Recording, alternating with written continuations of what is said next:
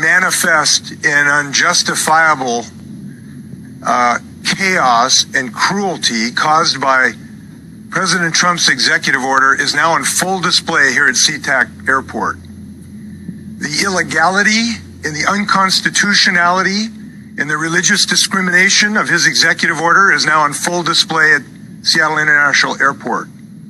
And the gross incompetence and ineffectiveness of this action without notice to local officials whose job it is to run the airports is on full display here at SeaTac Airport. First, I want to address the gross cruelty of this. These are people who have left war-torn regions, chaos, mass poverty, many of them who have relatives here who are citizens of the United States, who have crossed the abyss from disaster to hope, who are ready and landed in the home of the land and the brave, who were allowed to get on airplanes to cross the oceans to a life of hope, and who are now torn apart from the relatives who are waiting at the end of the gate? What type of inhumane attitude allows that to happen in this nation? And that is what is going on. We have a family here today who I just met, a citizen of the United States. The Donald Trump administration allowed her husband to get on a plane in Vienna, waiting to get in the arms of his wife, but didn't let him go the 6 feet across this gate to embrace his wife. What type of cruel attitude based on demagoguery and fear does that to people, to anybody? And it won't stand. Second, this is a grossly unconstitutional and highly probable illegal act. It is religious discrimination in its barest and obvious form.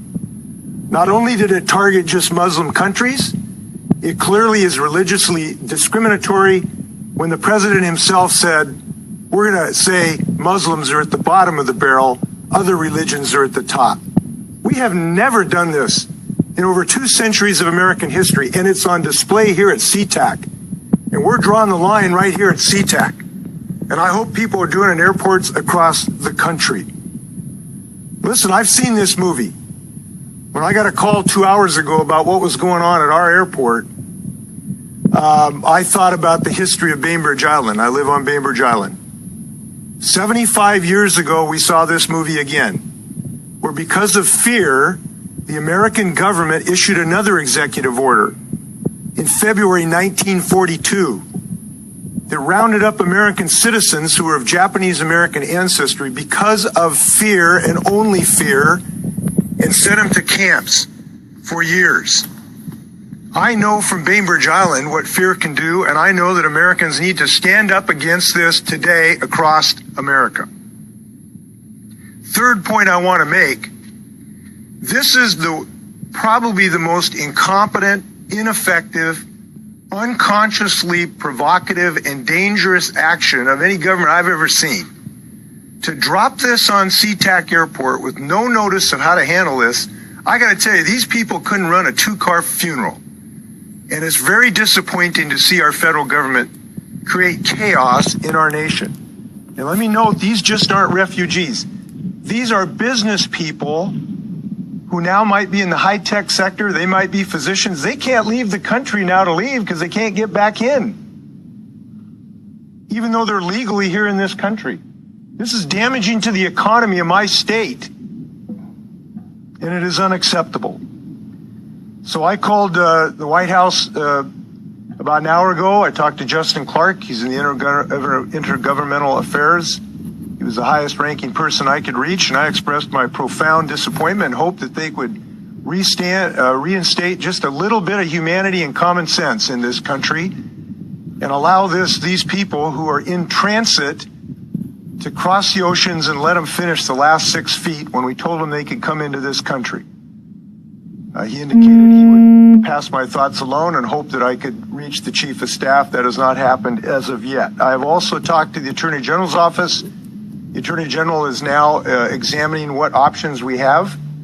It is difficult, though, because, frankly, the judicial system is being held hostage here, too.